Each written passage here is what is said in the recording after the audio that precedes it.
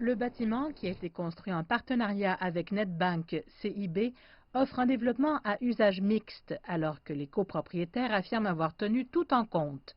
Le Legacy Group a une longue histoire à Sandton, commençant par la construction de la place Nelson Mandela en 1992. Le groupe a aussi développé les tours Da Vinci, Raphaël, Michelangelo et aujourd'hui le Leonardo. C'est un projet qui a été un travail d'amour. C'est devenu très dur dans l'industrie dans laquelle nous travaillons, mais aussi très gratifiant, en ce sens que tous ceux qui ont participé à ce projet s'y sont vraiment identifiés. Et je crois que c'est une source d'inspiration pour les autres parce que, avec ce qu'ils voient en Afrique du Sud, nous voyons tout un avenir en Afrique du Sud. Le complexe offre un choix de vie complet en un seul endroit. Tout ce que vous pouvez souhaiter est disponible dès que vous franchissez l'entrée principale.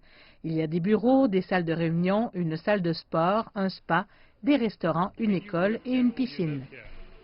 Lorsque vous travaillez ou vivez ici, vous avez tout à portée de main. En même temps, il est tout aussi accessible aux habitants de Stanton.